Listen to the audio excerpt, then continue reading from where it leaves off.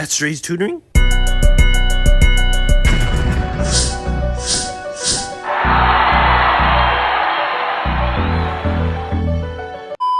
Hey guys, welcome to today's video where we'll be going over the Carboniferous Period. The Carboniferous Period is a very unique time where everything almost seemed like it was huge or right out of a horror movie. I know the title, I'm sorry, not the title, but the image is very over-exaggerated, but it is very true. Around this time, there were large insects, amphibians, sea life. There were so many different animal types that we can't even cover in this video, but what you guys will see is the very weird creatures. I always compare a lot of weird creatures to ones in the Cambrian, but this period is actually overlooked as well. Everyone loves the dinosaurs, as I mentioned before, but Carboniferous Period, no one would survive this. So let's jump right into it, guys, and we'll get started. And by the way, I am a little under the weather, so you may hear it in my voice, but I still wanted to drop this video for you guys, but let's get right into it. So, the Carboniferous Period, what is this? So, this is a period that occurred about 359 to 200 million years ago, following the Denovian and preceding the Permian periods. It's divided into two epochs, one called the Mississippian, which is like more the earlier time of the Carboniferous Period, and then later the Pennsylvanian, which is the late Carboniferous period. So you have an early time and then a later time. And as you can see in the left-hand picture, you can already see some of the big, huge dragonflies that are as big as your head, some of the amphibians, right? And you can describe the climate as being very foresty, warm, and a lot of lush vegetation. It was definitely a very green place. And with this, plants dominated. There were so many ferns, horsetails, mosses, and this was what contributed to the formation of a lot of coal deposits. And this is why it's called the Carboniferous carbon. There's a lot of coal deposits, and there was high levels of oxygen, right? This oxygen, comparing to now, it was significantly higher, reaching up to 35%. And this is what helped create these larger body sizes for a lot of these animals, these insects and amphibians. So this, with this oxygen, so they would absorb this oxygen, and this helped create these large body plants. And you'll see some of the animals in some of the next slides and just see how humongous they are. Another point that I didn't want to skip out, of course, there was a diverse marine life. So we didn't only just see amphibians, these big dragonflies and things, roaming the land, but there's also diverse marine life. So brachiopods, ammonites, all sorts of creatures, and even some large sharks. So, in a combination, there were just very many animal types, both on the, marine life and then the terrestrial life, and even the plant life, as I had mentioned before. So many plants, a lot of greenery, and with this extensive plant life, there was they're subject to heat, pressure over millions of years, and again, this created a lot of coal deposits, which a lot of the fossil fuels that we source today is because of the Carboniferous period. So more about the geological aspect. This period was most known for that significant tectonic activity that was going on. So it was during the time of the formation of the supercontinent, as you guys know, Pangaea, and also the creation of mountain ranges like the Appalachian Mountains. So again, this period I think is really overlooked because it has a strong presence during the time of tectonic activity, Pangaea, and then of course the very unique animal life that it has. There's an episode of SpongeBob. Well, I'll put it somewhere here, and the Carboniferous period reminds me of that episode where it's like just weird stuff crawling around, and that really can give you guys a strong idea of what went on during this period. So again, very overlooked or underlooked. And, it's not well known for like, the big mass extinction like the other periods. But, you know, they during the Carboniferous period, there was some ecological changes that affected marine life and terrestrial life. So the changes were quite different from a lot of the other periods that we're so well aware of, and this is why it may have not really got much praise as the dinosaurs. You had that asteroid hitting the Yucatan Peninsula, and then this species dies out or whatever the case may be. So it's a little bit different for the Carboniferous period, but nonetheless still something that's very interesting. So now if we go into our timeline, again, around 359 million years ago is when it started. Shallow marine environments, brachiopods in the ocean, limestone deposits, and this was the first appearance of amphibians and early reptiles. So if you were not a fan of the reptiles and amphibians, you were not in for a very good scene for yourself roaming around this time, which there were no humans at this time. But if we can use our imagination and you were there, it would be very, very, very, very, very, very tough for you. So if we look at our geological timeline, and this was used in our previous video, where you can see we have the Carboniferous period right here, right after the Devonian period, and then preceding the Permian period. And in the last video, we talked about the Cambrian period, that 541 to 485 million years ago. So you can see we're still in the Paleozoic era, and then we're going to creep into the Mesozoic area, which everyone loves because that's when we start getting into some of the dinosaurs. So let's start with some of the animals. This is what everyone loves. People skip to this part, the weird stuff.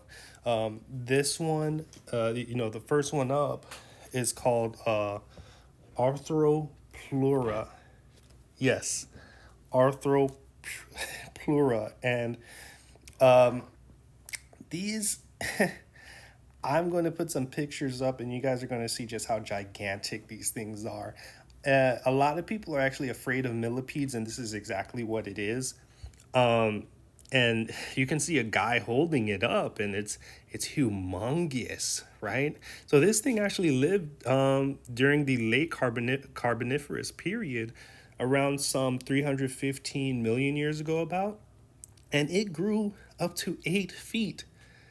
Now let's put this into perspective.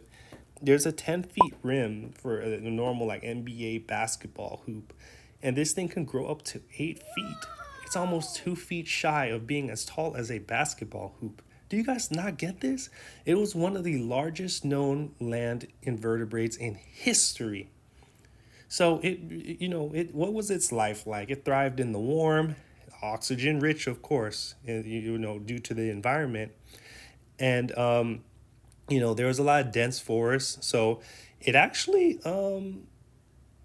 fed on a lot of plant material. I can't really say if it was a carnivore, but I think scientists and researchers are mostly saying that it was a herbivore, just because of the dense forest and the plants that it ate. So we would probably be safe if we were there. But as far as this extinction, there was a decline in the swampy forest and cooling of the climate towards the end of the Carboniferous period. So this actually contributed to an eventual extinction because, again, it just was a herbivore. The warmer climate started to cool down, and it just wasn't good for Arthropoda, so it went extinct. Next, we have Meura, which is another very popular one a lot of people know about, and it lived during the Carboniferous period around 300 million years ago. This was a gigantic dragonfly-like insect. It had a wingspan of about 2.5 to 3 feet making it one of the largest flying insects ever to exist. And are you guys following the pattern here? Everything is the biggest in history or ever to exist, and we'll see that a lot in this list. We have the largest land invertebrate in history, and now we have the largest flying insect, Meganeura. So again, it too did thrive in this high oxygen atmosphere, and it supported its large size, so it was able to hunt very effectively. It was actually a predatory insect. Typically insects are the ones that are the prey, but this one was the big daddy. It was a predator, and it fed on smaller invertebrates and even smaller amphibians. So can you imagine a big fly just swooping in and eating an amphibian? Like what? What world are we in, right? So, again, similar to Arthropoda, its dominance ended as oxygen levels dropped and contributed to its extinction, a mass extinction. And again, it's not the glitzy and glamorous extinction that we're used to, like some big rock hits the earth. Yes, I'm talking about dinosaurs. So it definitely was more of an ecological environmental change that caused a lot of these extinctions. So it may have not been as sexy as the other ones that we know of, but nonetheless they had their time, and oxygen levels dropped, climates changed, and they were out of here. Next, we have Tullymonstrum, or also known as Tully, a very mysterious one.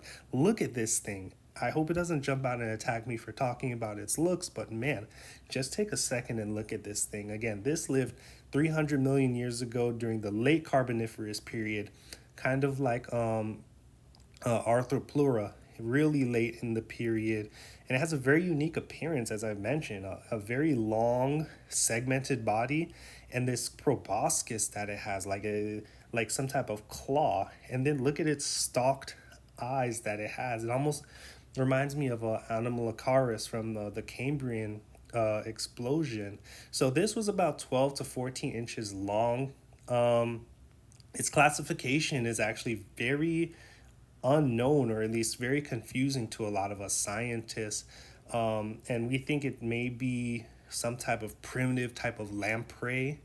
But it was found in shallow waters, and it's one of the most strangest fossils that we have from the Carboniferous era. Not too sure how this got extinct, but I can assume that it was extinct with its brothers and sisters just due to the extreme climate change. But very, very weird one. I would almost put this in the weird ones with the Cambrian explosion, if you ask me. Next we have Hidopus, and this is a scissor-toothed shark. Very bizarre prehistoric shark fish. Again, in the late Carboniferous area around period around 300 million years ago.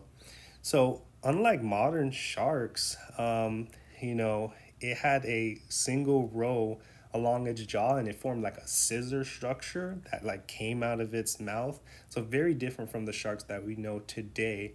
And it creates this like curved saw-like appearance. So it makes it very scary, and definitely a horror scene to add to some of the animals that we've already seen thus far. How it hunted, we're actually not sure. That is a very big mystery for us, but it does have its distinctive teeth, and it's been found in several locations like North America, Europe, fossil records. And its unusual anatomy, it really makes it a very interesting ancient sea predator. And I'll add some more here because, again, this list is just about 6 of animals, I believe. But I'll add some more here so you guys can see, because you'll see other bizarre shark-like dominant predators in the marine life. Next, we have Dendridae, and this is a primitive amphibian. Amphibians ruled this place: reptiles, amphibians, and then of course insects. But Dendridae, primitive amphibian in the Carboniferous period. I would say more in the early 310 million years ago. And this was an early tetrapod. It grew about 3 feet long, not like the 8 feet long, not like the 8 foot long Arthropoda, but I think 3 feet is still pretty long. It had a very robust body. It was broad, flat skull, and its limbs were well suited for land. But it still relied on water for reproduction, like any modern amphibian that we know today. And the fossils of this creature have been found in coal deposits. Wow, not a surprise, right? And this suggested it lived in swampy, forested environments. And, it's a very important early amphibian for evolution studies, and it bridged the gaps between fish like ancestors and later more specialized amphibians, because we know about Tiktaalik and, the fish out of water. So this created a very good study point of early amphibians and that transition from fish to land animals. Next, we have Diplocolis, and this was a very distinctive boomerang-headed amphibian. Like, look at this, it looks like a boomerang, right? And it's best known for its elongated skull with two large horns that horn-like extensions on its sides, and its triangular shaped head, which may have helped it glide through water and then deter predators by making it difficult to swallow. Because look at its shape. Like, how does a predator even? I don't know. Maybe it goes for its tail, but it wouldn't go for its head. It was a relatively small creature, 3 feet long. Again, in my opinion, I think that's still big. I don't know. Maybe because it's just so scary that 3 feet is big to me, but it really isn't. But to me, with how they look, I think that's still pretty. Too big for my comfort. And this guy lived in fresh water environments, rivers, swamps, and it fed on very small fish. So its odd appearance made it one of the most recognizable prehistoric amphibians. So anytime you look up the Carboniferous period, in any of these pictures, you're going to see three things. You're going to see Meura, you're going to see this guy, and maybe some odd out amphibian. Okay. Lastly, we have Hydopus, and this is the large prehistoric animal that lived in freshwater environments, rivers and swamps. And what really stands out is its broad and flattened body, covered in armor and plates. This guy it almost seems like he could, fall in line with the Cambrian period because of that armor that he has on. And it could grow up to 6.5 feet long. Okay, this is that's pretty big. So it had paddle-like legs, and it did swim and walk on soft, muddy bottoms of its habitat. So for this guy, it most likely fed on very small prey, organic matter, and sediments, using the spines that it's on its legs. And it's quite interesting because as much as we'd be afraid of this, it was most likely a bottom feeder. It filter fed, and wasn't maybe really that much of an active predator as we think it would. In other words, it wouldn't eat us, if that helps. But again, very odd, very weird animal that we wanted to share. So that's our list. And what key takeaways do we have for this? Our key takeaways is that the Carboniferous period was a lush environment of very seeding plants, coal deposits. We had horsetails, ferns, moss, all of these different green grasslands that contributed and had a very high oxygen level. And these high oxygen levels allowed for these large insects and amphibians to be a very diverse fauna as well. This was the emergence of the first reptiles, a wide variety of marine life, including sharks, bony fish, and then of course seeing these big insects like Meura. As far as the geological changes, there was a lot of changes that are worth mentioning. Tectonic activity and the formation of the supercontinent Pangaea, which shaped land and sea environments. And then, of course, the very not so sexy extinction of the depletion of oxygen levels and climate change that ultimately made a lot of these animals extinct. Lastly, we have climate, very warm, human conditions, and this contributed to extensive swampy environments that created coal beds. And of course, a lot of this is all attributes to today are fossil fuels and things of that nature. So again, the Carboniferous period is that child period that not a lot of people talk about, but should talk about because of its very unique creatures, the research involved from the high oxygen levels, the bursts of amphibians and reptiles, and early marine life that help us understand some of the animals that are here today. So with that, that is the end of this video, guys.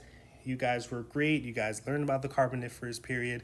If you can, down below, tell me one of your favorite periods, your times, your favorite animals, weirdest animals of any period, and just share it down below. And I'll see you guys next time. Peace.